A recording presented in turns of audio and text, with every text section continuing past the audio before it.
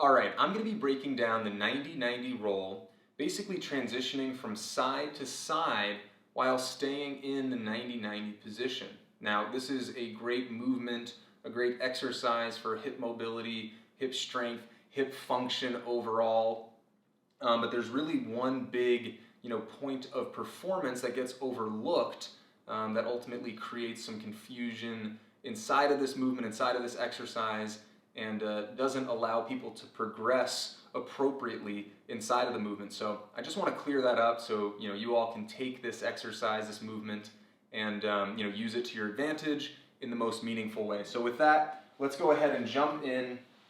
A lot of you might be familiar with the the 90-90 position, or let's say the traditional 90-90 position, 90 degrees here, 90 degrees here, and then the roll is simply and excuse me if I'm sliding on the first few reps.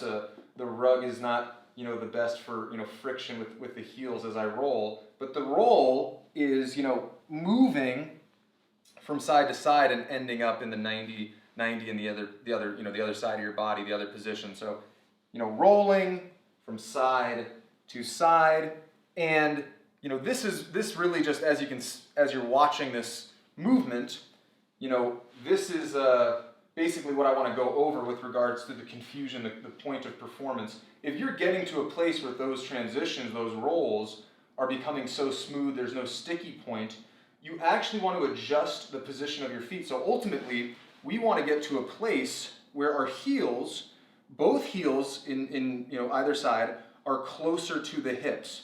Now, although this might not be 90-90, because there's more hip flexion and knee flexion, there is still a 90-degree angle between shin and shin, if that helps you visualize as you're doing this on your own. All right, we want to get to this place because we want to be pushing for higher levels of hip and knee health and function. So the big area or the big reason why this can get confusing is that a lot of people are told, hey, if there's any sort of pain or discomfort, stay away from this. Instead of reiterating, if there's pain or discomfort, it's not the movement that's forcing that on you, or it's not the movement that's creating that, right? It's probably a previous injury or a lack of activity, right? So if that's the case, it's true that this is a great starting point.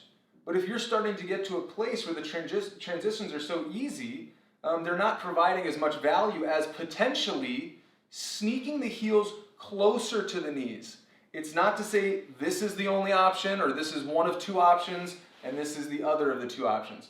You've got endless options in between as far as sneaking the heels closer to your hips. Now, this is going to create, for most of you, a tougher transition.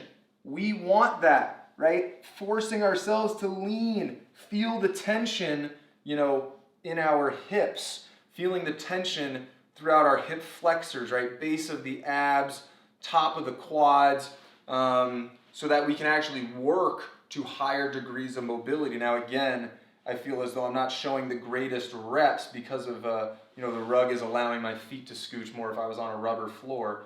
But you can tell that there is a tougher degree to the roll. And this is ultimately going to provide me with more value if you think about popping up into a deep squat, right? Think about the hip function that is required for a nice, deep, squat while maintaining comfortability. So that's really the big thing I want to address is the angle of the knee and the flexion in the hip. These things can be adjusted, right? So if you want to set a 10-minute timer and just do some rolls, you absolutely can.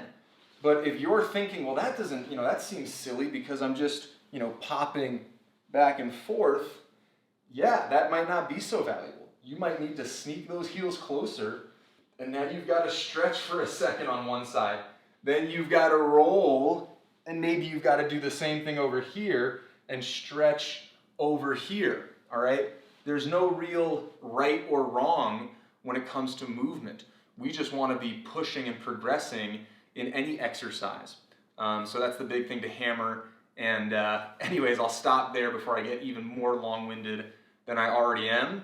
Enjoy this movement, enjoy this exercise, and enjoy implementing it into your fitness practice.